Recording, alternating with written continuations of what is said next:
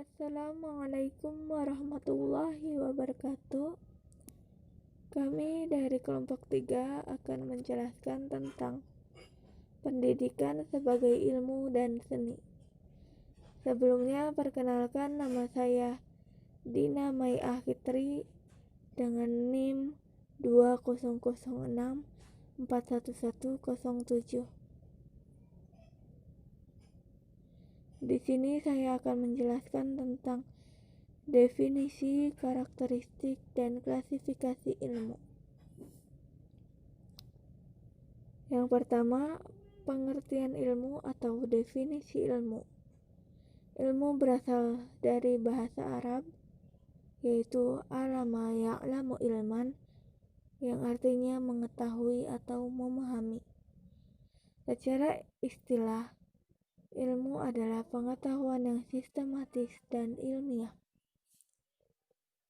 Pengertian ilmu secara umum yaitu kumpulan suatu proses kegiatan terhadap suatu kondisi dengan menggunakan berbagai cara, alat, prosedur, dan metode ilmiah lainnya untuk menghasilkan pengetahuan ilmiah yang analisis.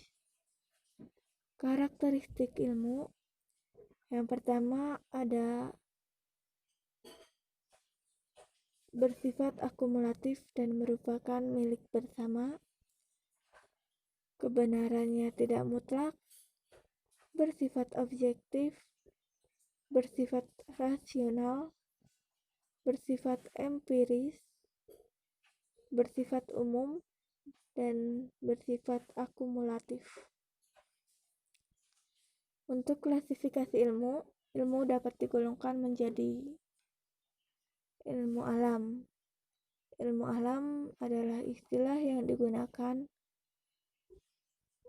untuk merujuk pada rumpun ilmu di mana objeknya adalah benda-benda alam dengan hukum-hukum yang pasti dan umum, berlaku kapanpun dan dimanapun.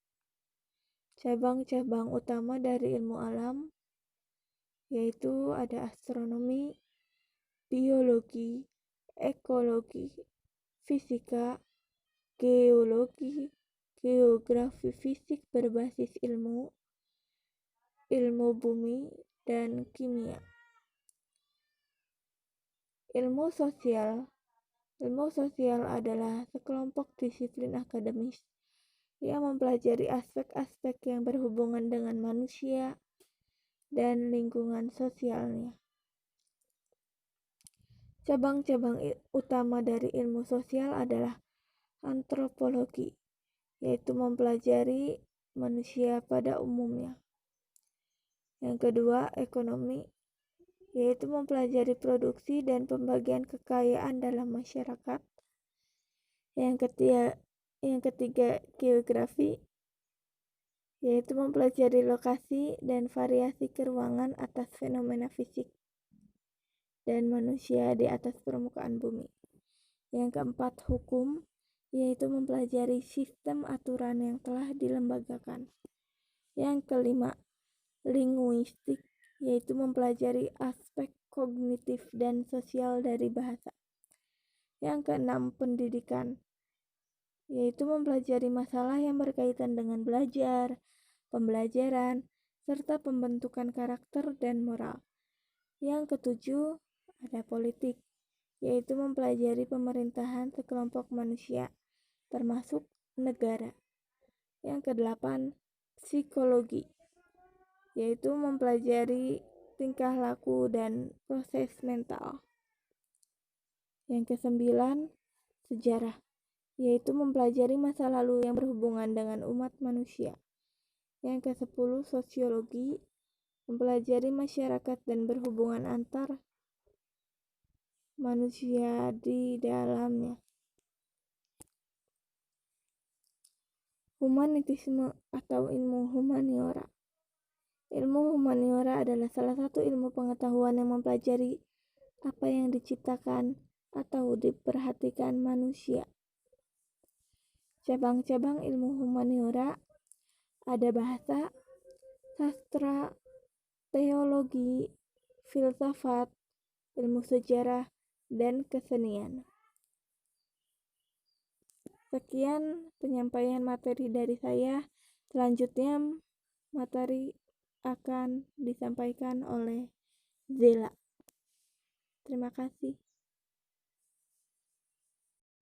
Saya Zela Putri Priyatna ingin melanjutkan materi dari Dina. Definisi, karakteristik, dan klasifikasi pendidikan. Definisi ilmu pendidikan. Pakar pendidikan memiliki pandangan yang berbeda tentang pengertian pendidikan. Perbedaan pendapat itu disebabkan karena sudut pandang yang berbeda. 1. Carter berpendapat bahwa ilmu pendidikan adalah suatu bangunan pengetahuan sistematis yang mencakup aspek kuantitatif dan objektif dari proses belajar dan juga mengajukan instrumen secara seksama dalam mengajukan hipotesis-hipotesis untuk diisi berdasarkan pengalaman yang sering kali dalam bentuk eksperimen. 2. Driyarkara. Ilmu pendidikan adalah pemikiran ilmiah. 3. Bernadib mengemukakan bahwa ilmu pendidikan adalah ilmu yang membicarakan masalah-masalah umum pendidikan secara menyeluruh dan abstrak. 4. Langeveld. Pedagogi atau ilmu pendidikan adalah suatu ilmu yang bukan hanya menelaah objeknya untuk mengetahui betapa keadaan atau hakiki objek itu, melainkan mempelajari pula hendaknya bertindak. Objek ilmu pendidikan ialah proses-proses situasi pendidikan. 5. Brojonegoro menjelaskan bahwa ilmu pendidikan adalah teori pendidikan, perenungan tentang pendidikan. Dalam arti yang luas, pedagogi adalah ilmu pengetahuan yang mempelajari soal-soal yang timbul dalam praktik pendidikan. Dari beberapa pendapat di atas, ilmu pendidikan adalah ilmu pengetahuan yang membicarakan masalah-masalah yang berhubungan dengan pendidikan. Ilmu pendidikan adalah sistem pengetahuan tentang fenomena pendidikan yang dihasilkan melalui riset dengan menggunakan metode ilmiah. Menurut Sudomo, metode dalam ilmu pendidikan meliputi metode normatif, eksplanatori, teknologis, deskriptif, hermeneutis, dan analisis kritis. Karakteristik pendidikan. A. Objek studi. Objek material ilmu pendidikan adalah manusia, sedangkan objek formalnya adalah fenomena pendidikan, yaitu fenomena mendidik dan fenomena lain yang berhubungan dengan kegiatan mendidik. B. Metode. Ilmu pendidikan menggunakan metode kualitatif dan metode kuantitatif. C. Isi ilmu pendidikan. Sebagaimana ilmu-ilmu lainnya, ilmu pendidikan dapat berupa konsep, aksioma, postulat, prinsip, hukum, teori, dan model. D. Fungsi ilmu pendidikan, menjelaskan, memprediksi, dan mengontrol. E. Ilmu pendidikan menggunakan ilmu-ilmu lain sebagai ilmu bantu. Sebagai ilmu yang bersifat otonom, ilmu pendidikan berperan sebagai tuan rumah, sedangkan ilmu-ilmu lain merupakan tamunya. Klasifikasi pendidikan. M.J. Langeveld mengklasifikasi ilmu pendidikan atau ilmu mendidik terdiri atas ilmu mendidik teoritis dan ilmu mendidik praktis. Sedangkan Reja Mudia Harjo mengklasifikasi ilmu pendidikan sebagai berikut: ilmu pendidikan makro, ilmu mendidik umum, dan ilmu mendidik khusus. Sekian dari saya. Selanjutnya akan dijelaskan oleh Vida. Assalamualaikum warahmatullahi wabarakatuh. Saya Vida Nur Aisyah dengan NIM 200641093. Di sini saya akan melanjutkan penjelasan dari Zela, yaitu pendidikan atau mendidik sebagai seni dan konsep pakem. Yang pertama, pendidikan atau mendidik sebagai seni. dalam pembelajaran di kelas dengan istilah teaching of science and teaching of art. Mengajar sebagai ilmu artinya bahwa pendidik diharapkan menguasai isi materi pembelajaran secara memadai, dan mengajar sebagai seni artinya bahwa pendidik piawai dalam cara penyampaian isi materi pembelajaran agar para terdidik dengan cepat dan tepat menguasai materi pembelajaran. Yang kedua, konsep pakem. Pengertian pakem adalah singkatan dari pembelajaran aktif, kreatif, efektif, dan menyenangkan.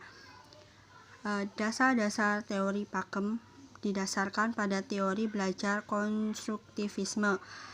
Teori ini dikembangkan oleh J. Piaget. Teori konstruktivisme pada dasarnya, yang pertama, menyesuaikan aplikasi teori dengan cara kerja otak seperti yang dilaporkan oleh temuan riset neuroscience. Kedua, mengadopsi hasil riset biologi tentang cara kerja tubuh. Ketiga, mengadopsi temuan riset fisika tentang alam semesta yang bersinergi sebagai suatu sistem. Keempat, menyelaraskan aplikasi nilai-nilai dan pandangan historis, kultural, dan sosial, terutama melalui bahasa, dalam penerapan belajar aktif, baik dari hasil riset ilmu-ilmu sosial maupun dari segi konsepsi filsafat, teori agama, dan humonaria. 5. Mengadaptasi temuan dan praktis yang relevan dari dunia kerja. Ciri-ciri pakem ada beberapa. Yang pertama, aktif, kreatif, dan menyenangkan.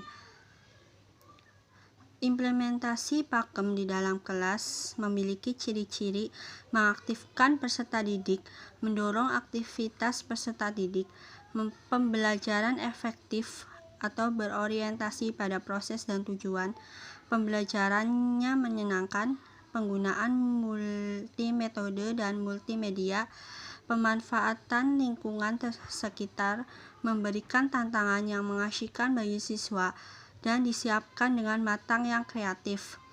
Prinsip guru dalam menerapkan pakem. Yang pertama, memahami sifat yang dimiliki oleh siswa. Kedua, mengenal anak secara perseorangan. Ketiga, memanfaatkan perilaku anak dalam berorganisasikan belajar. Keempat, mengembangkan kemampuan berpikir kritis, kreatif, dan kemampuan dalam memecahkan masalah. Kelima, mengembangkan ruang kelas sebagai lingkungan belajar yang menarik. Keenam, memanfaatkan lingkungan sebagai sumber belajar. Ketujuh, mempersiapkan umpan balik yang baik untuk meningkatkan kegiatan belajar. Kedelapan, membedakan antara aktivitas fisik dan aktivitas mental. Langkah-langkah implementasi pakem di dalam kelas. Yang pertama, tahap persiapan. Kedua, mengkaji kompetensi mata pelajaran. Ketiga, mengidentifikasi karakteristik siswa. Keempat, melayani perbedaan individual. Kelima, menentukan tujuan pembelajaran. Keenam, menyusun rencana pelaksanaan pembelajaran atau RPP. Ketujuh, menentukan dan membuat media belajar dan sumber belajar. Kedelapan, kegiatan berpusat pada siswa. Kesembilan, tahap pelaksanaan atau proses. Kesepuluh, menciptakan lingkungan tanpa stres dan aman atau memungkinkan untuk melakukan kesalahan, tetapi harapan untuk sukses tinggi. 11, menjamin bahwa ajar itu relevan. Ke-12, menjamin bahwa belajar secara emosional positif yang biasanya terjadi ketika belajar bersama orang lain, ketika humor dan dorongan semangat, ada waktu jeda, antusiasme. Ke-13, melibatkan secara sadar semua indera dan juga otak kanan dan kiri. Ke-14, menantang peserta didik untuk dapat berpikir jauh ke depan dan mengekspresikan apa yang sedang dipelajari dengan sebanyak mungkin kecerdasan yang relevan untuk memahami bahan ajar. Penutupan. Kesimpulannya adalah, ilmu merupakan usaha untuk memahami, meyakini, ataupun menyelidiki sesuatu yang terdapat dalam kehidupan manusia. Ilmu dijadikan pedoman atau dasar pendidikan yang harus dimiliki untuk membentuk kepribadian, pemikiran, pengetahuan pada diri seseorang. Dalam prakteknya bisa dilakukan dengan berbagai cara agar peserta didik dapat memahami materi yang diberikan dengan mudah, salah satunya dengan seni. Seni dalam pendidikan sangatlah diperlukan apalagi di zaman modern. Zaman perkembangan teknologi, anak lebih senang dengan metode pembelajaran yang menyenangkan, tidak membosankan. Maka dari itu, pemberian materi pendidik dituntut agar kreativitas dan data didapat dengan seni.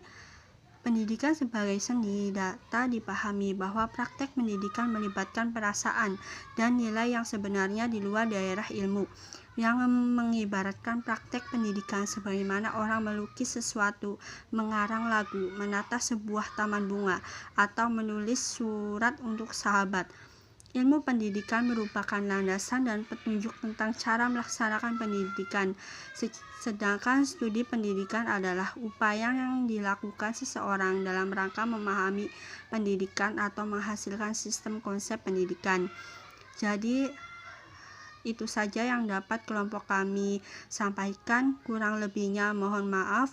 Wabillahi taufik wal hidayah. Wassalamualaikum warahmatullahi wabarakatuh.